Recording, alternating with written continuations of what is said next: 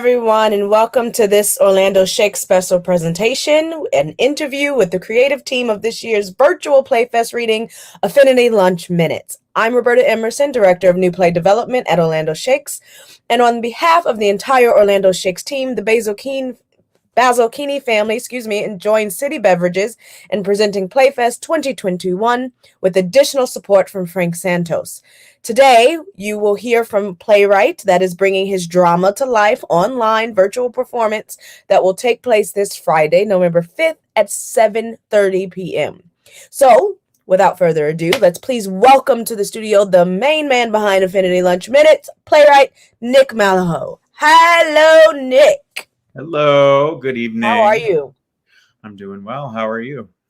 I'm good. I'm so excited to get started and have all this lovely work get to be seen. Let's also bring in my partner at Orlando Shakes. Please welcome PlayFest producer Nick Malakhow. Two Nicks. Two Nicks. Hello. Thank you for having me. Nick squared. How are you? I'm good. I'm awesome. Very Thank excited. you both. PlayFest is starting. Yes, thank you. Thank you so much for taking the time to join me today. Nick, Playwright Nick. I am going to have to differentiate those two things tonight, I guess. I'm going to start with you. Affinity Lunch Minutes is about the relationship of two Black teachers who work at a private Quaker school and a racially charged decision that ignites and divides between the two. Obviously, we don't want to go further because we want people to come in and to get online and see the reading. How else would you describe the play that you wrote? What do you want our audiences to know about it?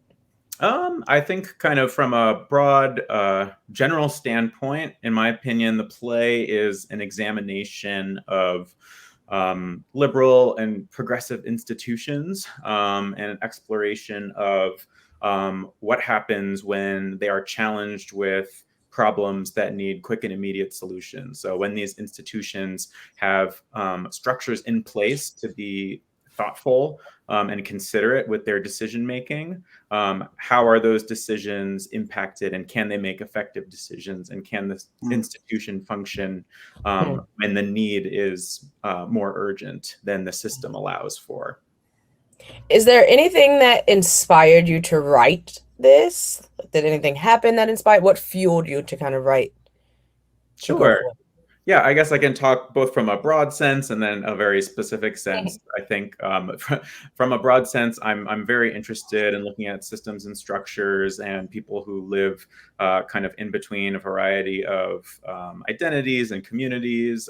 So I'm multiracial, I'm queer, and as I've grown up, I've lived and existed in a lot of predominantly white institutions, both going to school and joining the workforce as well, and just living while growing up. And so, I think that my point of view as a playwright is very much guided by that experience of growing up in those kinds of institutions. And I think in a broad sense that this play is kind of a cumulative, an exploration of the cumulative impact of that journey for me. In a more specific sense, in addition to being a playwright, I'm also a teacher. I've been a career educator for the past 15 years or so. Teaching is very near and dear to my heart. And in terms of the actual specific kernel that ignited me to write this play, so in the late spring, early summer of 2020, as we were kind of thrust right into this pandemic and national spotlight was shown upon racial injustice in the wake of the deaths of Ahmaud Arbery and Breonna Taylor and George Floyd. A number of Instagram pages popped up right around that time that were connected to various predominantly white institutions. And those Instagram pages were created and moderated by Black and brown folks from those institutions, and they detailed oftentimes the harms that they had to face in those institutions, both at the hands of teachers and students. So while this was going on, I was, seeing various schools that I'd both lived in and worked at and been to as a student represented on these pages, and it made me, think and just reevaluate my my journey as a teacher in private schools in particular, and just thinking about the ways that both those institutions had impacted me and harmed me in a negative way, but also the ways in which I'd felt complicit, or that I'd also upheld some of the some of the structures in place that were oppressive. So I think kind of caught between those two situations, and just my point of view from that, I thought that was the actual germ of this play. Wow. Yeah, I also recently left teaching at a private school, so a lot of what you're saying is certainly, especially the feeling of both being complicit and trying to get out of that, is, it's a catch-22 sometimes in those institutions. Wow. Can you talk a little bit about where you are in your process with this play? Specifically what are you hoping to hear in this particular reading here with Orlando Shakes? Sure. So it's had a number of other virtual opportunities as well. So I think overall, from a broad sense, I have a clear understanding of the journey. I've sort of clarified who's the protagonist, what's sort of the arc of the piece, just kind of clarifying the storytelling from a structural standpoint. I'm really interested in this workshop in looking at the character of Cal in particular. So he's kind of, I guess if you were to call anyone the antagonist, I would call him the antagonist. So he's a young white student at this school who, I guess, just successively throughout the play kind of digs himself deeper into a hole as he's also responding to this discipline decision that he was a part of, that he helped make happen as part of discipline council. And he's feeling social fallout from that and trying to process what's happening with Ben, his teacher. And also it results in an altercation with Jasmine, this other teacher. And I think when I initially wrote him, I wrote the first draft of the play very quickly and very much sort of charged from that experience and reevaluation of my own experiences in private school. So I don't know that I wrote necessarily with a lot of compassion for him initially, as a character. So I think my major journey with developing this piece has been understanding where he's coming from. And I think I'm at a point where I understand where he's coming from and why he does what he does. And, I'm also a teacher, so I will look for the good in a young silver person. lining. Yeah, exactly. I'll look for a good in the young person when given the opportunity and the potential. But I think at this point, what I'm working on is trying to make his decision-making process and sort of his motivation beat to beat more visible to the audience. So I'm really looking forward to, and this summer I workshopped the play at the National Playwrights Conference, and I made, I think, kind of a couple of changes that kind of significantly altered his arc. And I would love the chance to kind of test those out with an actor, and to kind of hear for that actor, and then for other folks in the virtual room, what feels motivated about him in particular and what does not. Right. You've mentioned that you've developed this piece one time before. This is the second reading of this play, and what did you learn in the first piece, or the first time you worked on this? Sure. Yeah, I've had maybe 3 or 4 opportunities. Some of them were just really quick opportunities without much rehearsal. It was just kind of a chance to hear the play, and I think that I think at first, like, I don't know, many playwrights perhaps, I was particularly kind of drawn to Ben and Jasmine as central characters, and I had a hard time pitting them against each other in a way. But I wanted to represent that that's kind of what the institution was doing. So I initially was, unsure of kind of who they were to each other and who they were in the structure of the show. So who was the protagonist, I guess, kind of that good old plot structure piece to it. So I think a lot of over the past few readings, that has been clarified, just who's the main character, and what the journey is. And that's actually, I think, given a richness to both characters that wasn't there before. Now that I've I guess, stopped writing them to be kind of competing main characters, and I've understood who they are to each other and who they are in the show. So I would say that's been kind of the biggest journey overall. Yeah. Cool. Switching gears a little bit, can you tell us what inspired you to even become a playwright? Yeah, I've always been interested in writing since very young. You know, I hand wrote my first 100-page novel when I was in 6th grade. It's very terrible, but I still have it. It still exists. It still exists. I still go back and read it sometimes.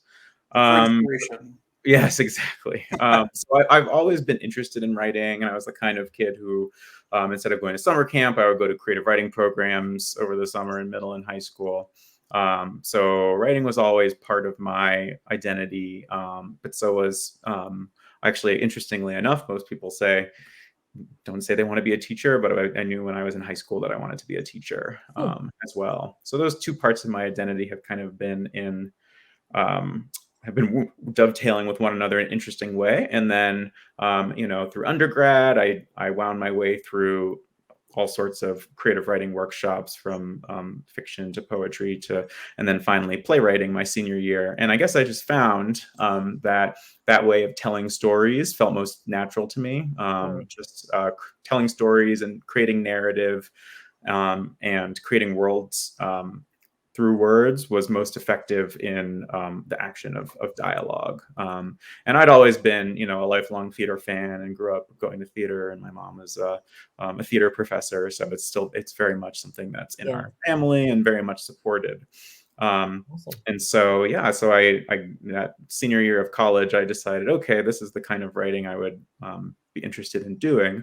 Although I didn't actually start pursuing playwriting more professionally until about 10 years later, when I took a break from my first teaching job, went to grad school, and took a course on new play development, or not new play development, a course on whose syllabus was entirely comprised of new plays, plays that dealt with intersectional identity. And it was kind of an aha moment for me as a writer, that I guess a realization of what I was missing in the theater that I had consumed from before, and just the concept or a model that these kinds of stories could be given life in a certain way on stage. And I think at that moment, which was about 6 years ago now, I guess, was the time when I began writing plays that I felt represented, my voice as a writer now, and who I am and what I want to tell stories about. Awesome. Do you have anything else that you want the audience to know before hearing your play? I guess I would be really interested, in a lot of my work. I'm very interested in people feeling both seen and as an audience, people feeling both seen on stage and challenged. So I guess seen in positive ways and in ways that are challenging. So, for example, for this play, my hope is that Black and Brown people who have experienced some of these tensions that Ben and Jasmine are facing in the play, and who have felt at odds with other folks in their community, or have felt that sometimes institutions have pit them against other people of color in their institutions. My hope is that folks who have experienced that will see that represented on stage in a way that's validating and reaffirming to them. And I also hope that white upper middle class audience members take a look at the white characters on stage, and both are, or take a moment and question them and their intentions and their supposed liberalness and wokeness, while at the same time recognizing, like I was saying before, recognizing why they're doing what they're doing, and maybe seeing a little of themselves in them potentially. I do love that the play tackles both of those things, right? And I think, especially in the wake of everything that's going on, I love that we're also talking about what happens, amongst people of color, right, in these institutions, where sometimes we don't talk about that. Like, so much of it is about, well, how are they treating us? But also, how do we treat each other when we find ourselves in these spaces? And how do we learn to both protect and uplift ourselves in these spaces? right? Yeah. That's a harder conversation that I think people shy away from, are often scared of having that conversation as well, because it's all right, like it all blends together in what we're trying to accomplish. Awesome. Anything else, either Nick, that you want to? It's going to be quite a confusing week, I bet. Nick, thank you so much for joining us. I'm very excited that you are the first play of PlayFest 2021. You're up on Friday. Yeah. And rehearsals start on Tuesday. So Tomorrow. That's going to be a quick turnaround, and I'm really excited. This play is wonderful. It's one of the first plays that I read in this process, and I'm so excited to have you here. Awesome. Thank you so much. I'm so excited for the opportunity. Awesome. Well, Affinity Lunch Minutes will be online virtual reading this upcoming Friday, November 5th at 7:30. You can get tickets at orlandoshakes.org. We want to thank our presenting sponsor, the Basel-Kiene Family, joining with City Beverages and additional support from Frank Santos. Don't miss all of our PlayFest readings this year. Friday night readings are online only and will be held on November 5th. Affinity Lunch Minutes, and 12th. And Saturday readings will be held on November 6th and 13th and will begin at 2 p.m. and 7 p.m. Please, please, please remember to wear your face mask once you enter Orlando Shakes. And for the time being, you must have a negative COVID test result, or you can show proof of vaccination. So a negative test result or proof of vaccination along with your photo ID in order to come into Shakes. If you're virtual, obviously you're at home, so that doesn't count. Thank you so much for your questions. We look forward to seeing you at Orlando Shakes for PlayFest 2021 and online for Affinity Lunch Minutes. Bye, everyone.